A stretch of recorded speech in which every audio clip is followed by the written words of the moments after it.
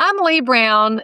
This is crazy shit in real estate. And I know I tell y'all all the time that I have a new favorite for you, but I promise you today is another new favorite. I've got Brandon Lowkaran with us.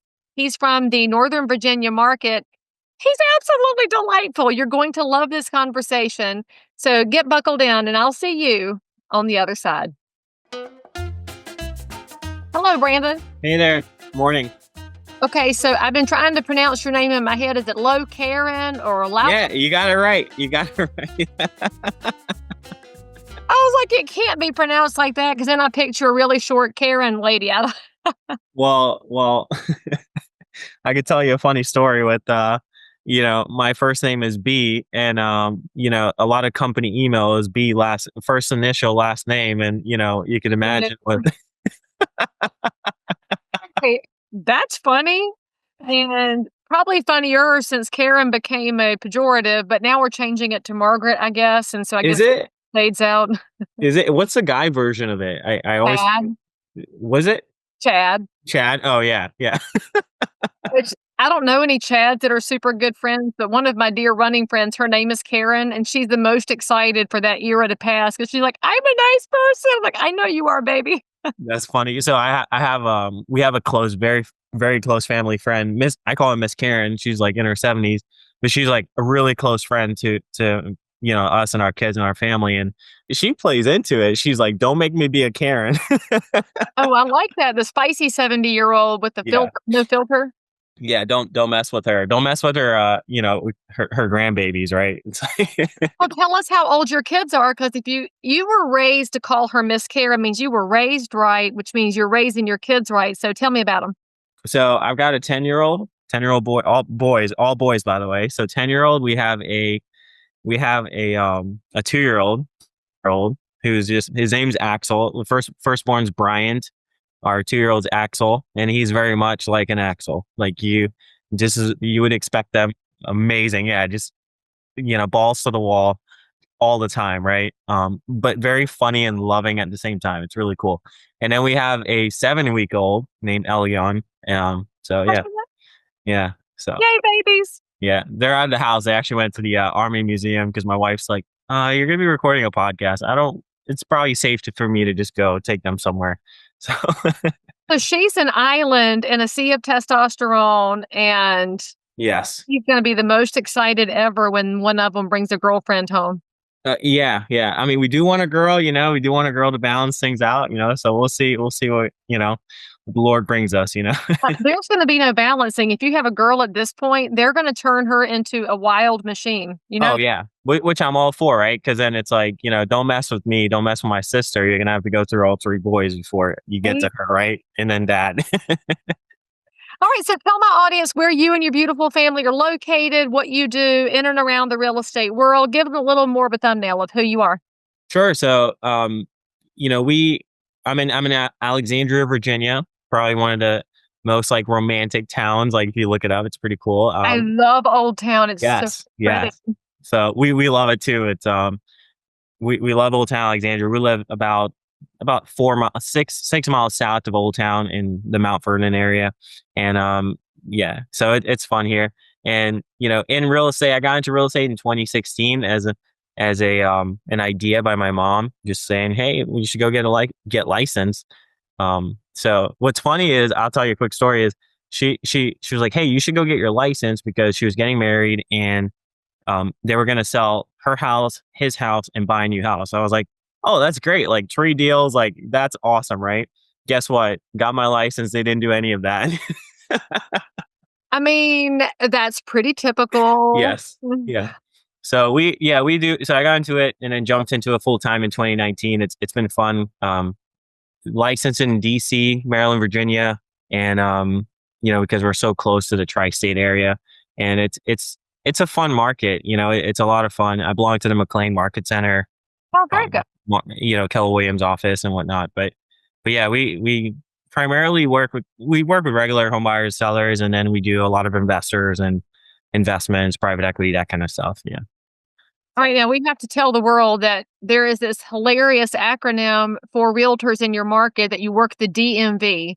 Yes. Which I think is the worst acronym y'all could have ever picked as a bunch of real estate pros. That's the worst agency ever to go visit, and you work a pretty exciting market with a lot of different flavors to it, a lot of different legislative outcomes, Oh Maryland man. versus Northern Virginia versus Capital, and so you've got all these different angles, but, I mean, you work for the DMV. Yes. Yes. I do. I do. Unfortunately, which but we're an efficient DMV, okay? We're the best DMV you're gonna come Okay, that's fair. to. Well, you're actually coming on my podcast at a really interesting time in the DMV market because we're recording this in the middle of February 2025 in case somebody picks this up later. And there has been a huge viral talking online about the devastation in the Northern Virginia real estate market because of the efficiencies happening in the government. Sure. But when I talk to any of my real estate professional friends or I look at the data for Bright MLS, the stories not nearly as as you would see Right. it online. So why don't you give us an actual timely snapshot about is the market collapsing in and around Washington D.C. right now? The straight answer is no, it's not collapsing. For instance, and to help your audience, it's a lot of people are saying, there's so many homes on the market, like, everyone's leaving DC because they're getting fired, and that's really not the case. So if you go back historically, this time last year in February, for instance, Fairfax County, which I live in, there was 1,000. I think I'm going off memory here. 1,000. I checked yesterday or 2 days ago. 1,019 homes on the market at this point. This year, I think it's 1,034. So, it's That's definitely an yeah, increase, Brandon. yeah, definitely devastating increase. Yeah. But, so, but, there's a lot of misinformation out there that I think people will say things just to become viral or go viral. And it's all it is sound bites, I don't doubt that there's pent up demand. There's pent up, inventory is still low. We're still in a low inventory market. I'm sure, like you guys in the Charlotte area, it's very much like that across the U.S. There's very few markets I think that are buyers markets. They're all still very much like sellers market. Well, and there's a reason here. If you're a listener and you are not in real estate, what we would beg of you is that when you read something like that, you call one of us that's Yeah. in the local market and let us walk you through because it's probably a mix of truth and fiction that depends on the neighborhood and depends on the zip code. Because to your point, Brandon, our market still has low inventory in Charlotte, but it is still a softer market than it was because buyers are a little hesitant with interest rates. And we all understand that 3% is not coming back. Can we all repeat that together? 3% is not coming back. Now, we did go below 7 and it may go down a little bit, but it's not going to tank. And we still have buyers that would like to get in a time machine. Mhm. But we also have sellers who the jobs do change. They did get relocated or they did get divorced and have to sell. And so there can be simultaneously lower inventory and price softening. Because one of the numbers we've seen out of the Northern Virginia market is that prices have softened a little. Well, that could be because some of the available houses have a seller who has the motivation to get out ahead of their competitors, which is not necessarily a market reflection as much as it is that seller's scenario. So, long story short, always talk to your local realtor instead of getting all your news off of social media. That's just not Yeah. your plan. Yeah, it's so true too. To add to that, I think you're exactly right. Some neighborhoods here, very specific neighborhoods, though, you are seeing a softening in a sense that they're not getting $100,000 off the price, but the seller might cover their closing costs. And we negotiated one recently where the seller is covering. He's getting FHA loan, so he's able to get more. So he's getting 3.5% back from the seller, right, to help buy down the rate a little bit. But the seller is actually still getting the price that he wants.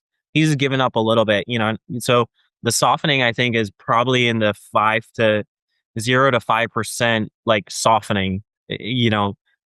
Assuming you got a good negotiator and you're able to negotiate a good deal. So And I would call that a reasonable amount of negotiation. It's not like it was during the Great Recession, which was obviously you were probably still in middle school back then, but that was a different ball game than now. But it's also better than 2022, where buyers didn't even have the power to get that FHA loan across. And I love that you mentioned an FHA loan because that tells me that you're working with first-time buyers, and we Yes. love helping them get started on their homeownership journey, but Yeah. we couldn't get a lot of agents to consider FHA loans during the heat of the COVID market. So that's Yeah. one sign of the normalization of the market is the loan type. So tell Yeah. us about you're obviously a younger family, and you're still growing. You've got a wife out there. How have you taken your family dynamics right now to connect to people in the marketplace to give them hope? Because I'm obviously a little older than you are. My generation expected to buy a house. Your generation, in contrast, is being told there's no hope. You're going to rent forever. How do you combat that message in an expensive market where you're obviously having that success? So, you know, I think it's more so telling them about the programs available. This is very common for people to believe they need 20% to put down to buy their first Why home. does that I pervade don't know. the yeah? Yeah, it's like everybody got the email and somehow all the realtors missed it. You know, it's like, yeah. So Because it came from an AOL account. That's how old that is. Oh, America Online, I do know what it means. oh, that makes you an elder millennial then, because a Gen Z is not going to know that. No, no. I mean, they're not even know what a CD is, but No, they're not. But they know records because records are coming back, but they cost that's true. $50. So anyway, back to what you were saying about available programs. Yeah, so it's really just educating them, telling them, "Hey, you do not need zero. You don't need 20% to get a home. You can actually get into a home with zero down almost. Because with the VH, like in Virginia, we have the VHDA program, we have the FHA Plus program, like you guys, I'm sure, and I'm sure your state has something like that where they'll actually give you a grant towards that down payment. And let's say again, you get a strong agent, they are able to negotiate the seller to pay all the closing costs. You're in the house for no money, so that's how we educate them and tell them, hey, this is more attainable than you think it is. And I had a friend that she's a nurse, and I was telling her about this, and she's like, "What? Like this is amazing. Like this is great." And then introduced her to the lender, and she was like, "Oh my gosh!" And she got into the house with only having to pay like $5,000. And I think most people probably have about 30,000, 35,000 saved up, to buy a house. But, my goal for them is to not use all of that. Right. And so we just help educate them and figure out what they qualify for by just having a conversation with the lender. So we just say, hey, look, they don't have to run credit. They don't have to do anything, but at least have a conversation to see if this is even feasible for you. And if it's something you'd even like to think about. And the other thing too is like, we do the math, the typical realtor math, like, what are you paying? What are you paying a month in rent? $3,000. Okay. $36,000 a year. You're just giving to somebody like, I'm sure you got rental properties like us that have rental properties and you're paying off our mortgages. So, if you want to keep doing that, That's great. We love you. yeah, However, yeah. So yeah, it's just those conversations. I love that you're calling it a conversation. I wish more realtors did that because when we tell a consumer, go talk to the lender, get pre approved, that Right. can feel like a barrier. But when you introduce it as, look, my lender's going to walk you through this option, that option, you're at the Golden Corral, let's look at the buffet and figure out what makes sense. That should take a lot of the fear out because there is this inherent fear of finding out you're not going to be credit worthy, you're not going to have the money for it, and none of us want to be rejected. So Right. maybe we need to talk about in our professional space how we reintroduce people to financial conversations that don't have to hurt. Yeah, and even with that, it's having a lender that truly understands because we work with a group of different lenders, and you do your best to match up their personalities with like how they act and how they are.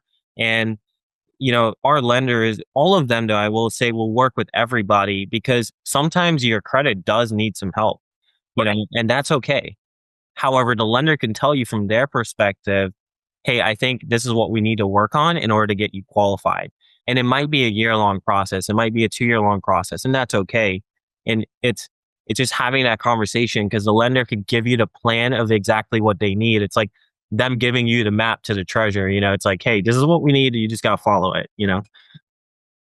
I mean, you could totally say that in DC because we talk about national treasure. You just gave the treasure map, and maybe it's Yeah. a long pathway to get. This could be the cutest little video series ever for an enterprising content creator. So they're either you do it, I'm not going to, but somebody watching this can. All Mhm. right. So you came into real estate in 2016. You're approaching a decade. So you better start thinking about your marketing plan. But I want to know Yep. what you did before real estate. What were you doing in your jobby job before you jumped into this wild field?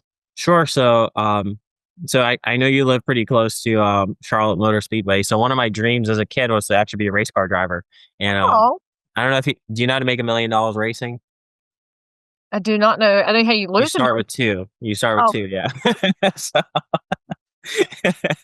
so basically, I wanted to do that, race cars and go karts. And however, my backup plan was always, construction. So I got an internship at an architect firm during high school, and that landed me a job into the as an architectural drafter. And then I moved up at that company as a project manager pretty quickly. And so I did that for about 5 years. I didn't go to college, so I did that right out of high school, and it was fun. It was great. However, just wanted something more. So I worked for a construction company as a project manager, and we did, large, mostly buildings in like downtown areas because there were large glass buildings or metal panel buildings, that kind of thing. So that was fun, and that's kind of what I did. So my racing career didn't work out. However, like I had my plan B in check, which was construction. So that worked out. so as a dad, your wife's probably glad you're not in a highly dangerous sport that involves you running around an oval at high rates of speed in a little tiny metal box. Yeah. Is this me or a filter? What I can tell you is that this is me after sleeping on cozy earth sheets. Crazy, y'all. They really do make a difference, especially if you are a lady of a certain age who has night times that go into a million zillion degrees. And I know that if I want to make that better, I've got to prioritize myself. And prioritizing my sleep means using sheets that are good for me, that feel better, and frankly, I work my tail off. I like decent sheets. And the best part is I can give y'all a 40% off code because did you know that if you want to prioritize your sleep, then you can go to cozyearth.com and use my exclusive code real estate and get 40% off not just the sheets, but the towels and the pajamas and more. And make sure that you tell somebody you heard about Cozy Earth from Leigh Brown and her medium-aged telepause self. So go check it out and prioritize your sleep because you know what? You're going to sleep better with Cozy Earth. Trust me, it's totally worth it, especially when it's 40% off. But I got to ask you a question. So you've got a construction background. You know things about the construction and the formation of buildings, how they operate. Does it drive you completely nuts to talk to real estate professionals who don't have the foggiest idea how buildings actually work? Oh my goodness. Yeah, I say that all the time. For instance, if you go to a dealership and you go to a Ferrari dealership and you're going to drive a Ferrari, you want the salesman to be like, yeah, this thing has got 800 horsepower, it does 0 to 60 in 3.6. And they know all the technical aspects of the car. And it's like they have to do that to be a better salesperson. And I wonder why real estate agents don't educate themselves on learning how a building actually goes together. Because one of the first things that I do when I go into a house, and I tell my buyers this all the time is, hey, listen, you go look at the pretty stuff in the house. I'm gonna go check out the dirty stuff. I'm gonna go check the age on the water heater, the age on the HVAC system, and look at the foundation, or just to see like, should we even like pursue this? Like, not barring a home inspection, but that way they don't get into something that they don't want to deal with. And having that construction experience too, you can tell them, hey, well, replacing this carpet will cost you $4,000, or these floors, if you want hardwood, it would be 7,000, and new cabinets 20,000. You could give them ideas like that so they could start thinking about how long do I want to be here, how much money do I want to invest. I agree with you so much. It's really important, I think, and it actually sets people apart as an agent because you know that, and they feel confident buying with you because a lot of times people tell me like, I trust you, Brandon. I trust your expertise. So if you say it's good, I'm good with it. And even the home inspectors will come by and say, yep, this is a clean house. And they'll be like, good job, Brandon. And, keep it moving. Cause sometimes people still want to do a home inspection so the inspector teaches them how to operate the house when you and I are not there. So yeah. Well, and we want them to have an inspection because as you and I both Yeah. know, another set of eyes might spot something from a different angle or test something that we didn't know about. And so it's Mhm. always good to have more eyes on it. But the things you're mentioning, the water heater, the heat and air, the foundation. Material facts are things realtors are responsible for. Yeah. And I wish there was a bigger focus and training on agents doing what I love that you call it the dirty work, to go around and lay eyes on it instead of just looking at the pretty parts, because we've all seen a flip house where somebody lovingly put lipstick on a pig. Yeah. You put in the luxury vinyl plank and you put in the granite, but they didn't do the windows and they didn't do the foundation, and now somebody's inherited a problem house. So Yeah. there's a lot of improvements that could be happening if we would take better care of learning about what we're selling. So I know that that's got to be a huge advantage for you in your Yeah. business. And obviously, you're young, and this is one of the reasons you're probably successful a little faster than your compadres. So when you look at your 9 years in real estate, coming out of construction and architecture information into the retail side, working different angles of the business, I have to ask you, what have you encountered that you would say is, I still can't believe I saw this. I can't believe this happened. Give us all a little story about life in the DMV that surprised you on the real estate side. Oh man. So where do I start? We're gonna be here all day, but anyway, so there was one kind of comes to mind actually where this gentleman, the lender, we got under contract, he was approved, and basically he we did an extended close because there was he needed to sell his existing house before he bought. The seller again was willing to work with that, so we did a 3-month close instead of a typical 30-day close. So which was going to give us time to sell his house inside of that exit, and then also get a release of on his VA, so that he could buy the other house using the zero down. And he so we did that, put his house on the market.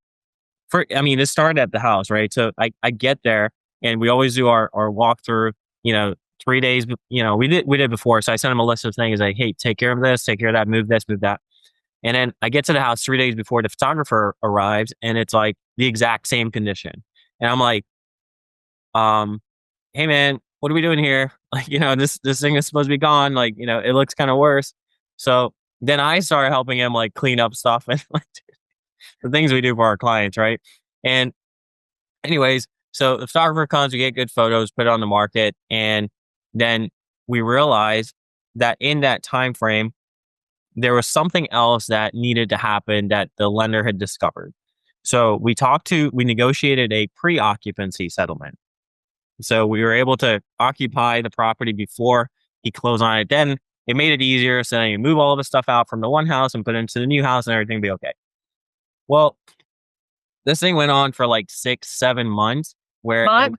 yeah, this contract, it was like the longest contract I've ever done, probably longer than some of our new construction. It's like, and it's, so we get to the house, and I told my lender, I said, hey, I need you to call this guy every single week. I need you to call him. When you have like an inkling of something just doesn't feel right. Something just doesn't feel right. And I told her, I said, hey, can you please call him? Call him and just make sure everything's tracking.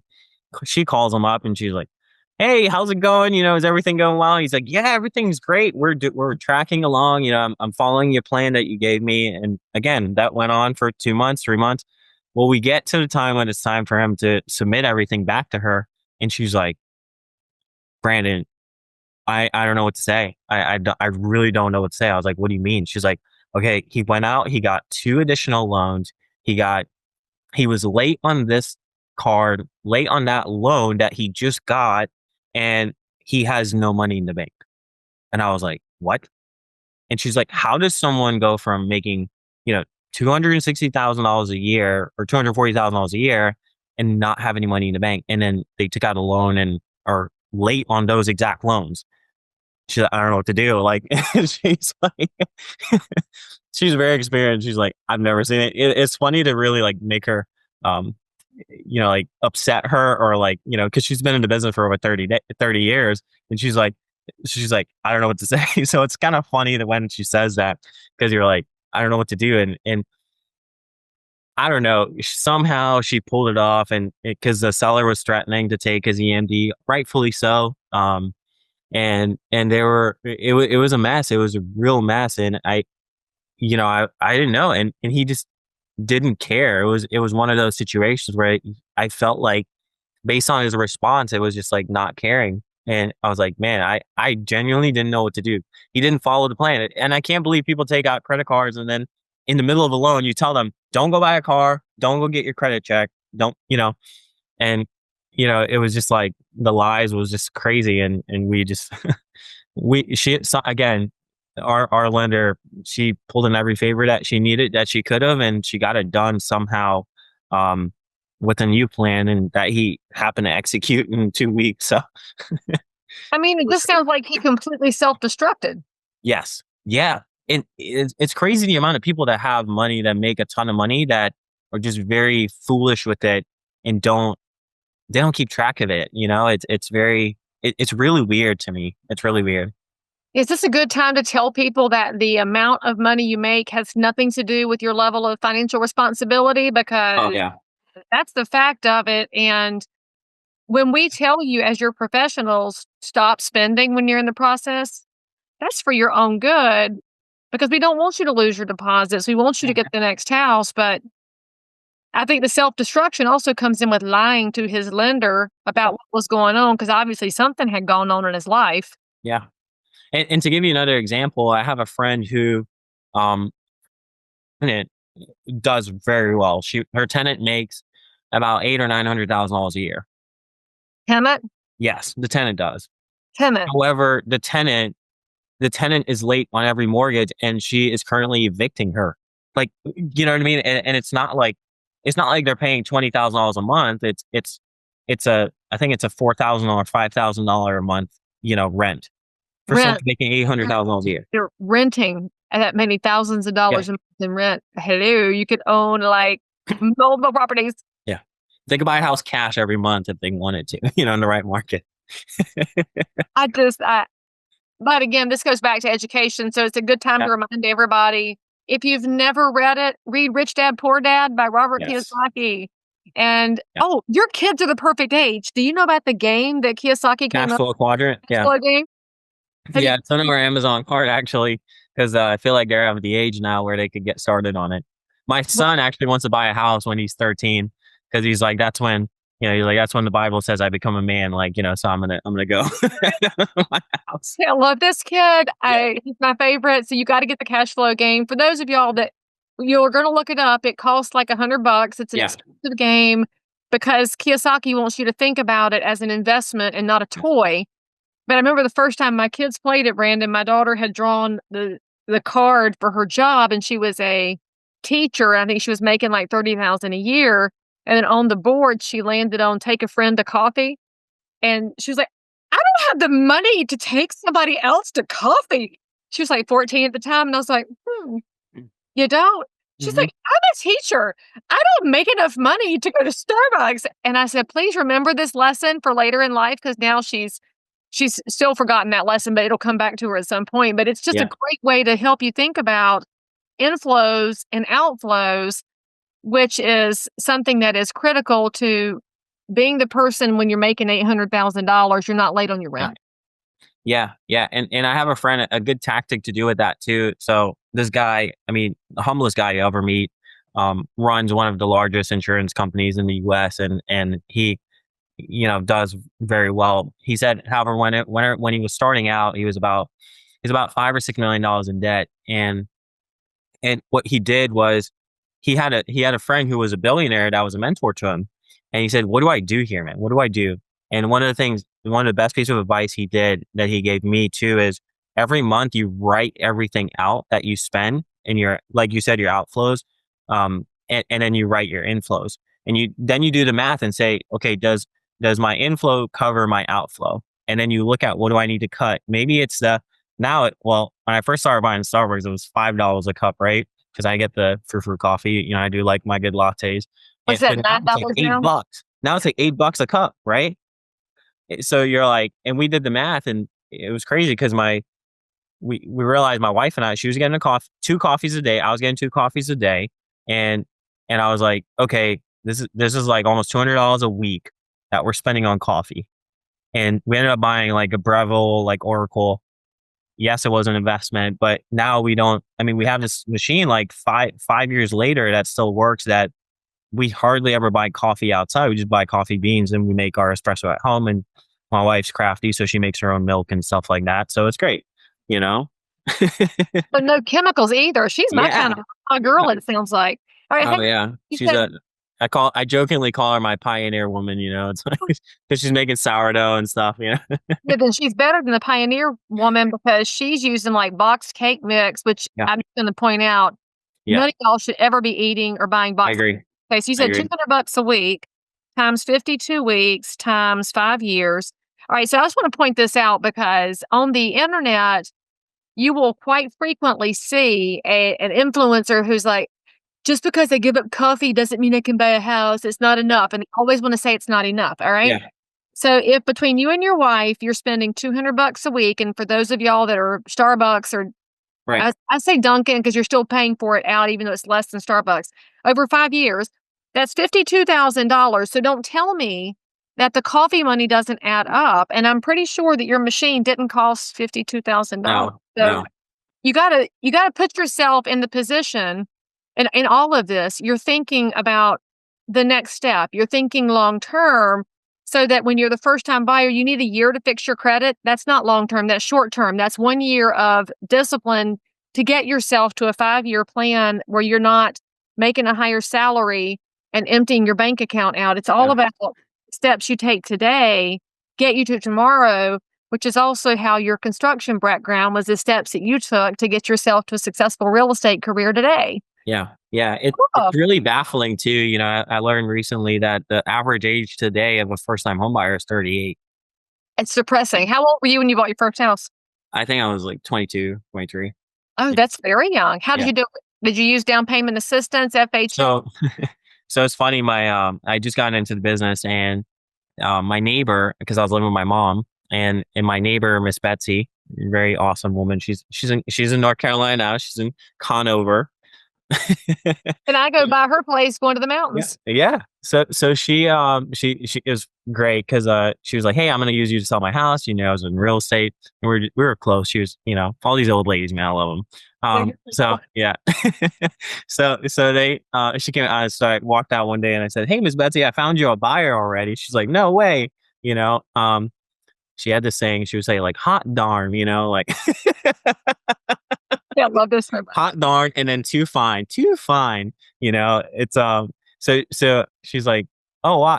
So I said, she's like, who? And I was like, it's me. She's like, oh my gosh, Brandon, that's awesome. Like, let's talk. And so I came over, and it was actually my first real estate deal for myself. So it was great. And she basically said, hey, I just want what I paid for it. And I will buy you. I mean, she didn't tell us this, but this is what she ended up doing. She bought us pots and pans. She bought me countertops. She like took care of me. Like it was great. Yeah. So I bought Okay, my first house out that's of. the sweetest thing ever. Do you send her Yeah. Christmas cards so she can watch your Oh kids? yeah. Yeah. I send her pictures of the kids like, yeah, every month. Yeah. So Okay, so Brandon, if anybody wants to reach out to you to ask about becoming a realtor in the DMV, to ask you about how to be a good dad, to find out from you how to invest, how to use down payment assistance, any of those things, what's the best place to reach you, best platform or method? you can shoot us a message through Facebook or reach out to us on YouTube. It's just real estate investing with Brandon Lowkaran on YouTube. And yeah, just reach out. We're happy to just follow us, shoot us a DM, how it is these days. It's like, yeah. Well, friends, I'm going to have all of the contact information and handles in the show notes for this episode. So if you have stumbled across this while you're out walking, don't worry, get home, pull it up, say something nice about Brandon in the comments, and make sure that you give him a shout if you have questions about how he can pour into your life like so many have poured into his. Brandon, thank you so much for coming on the show. I really Yeah. enjoyed our conversation. Thank you. And thank your audience. Thank you so much for having me. This was a lot of fun, or it was too fine.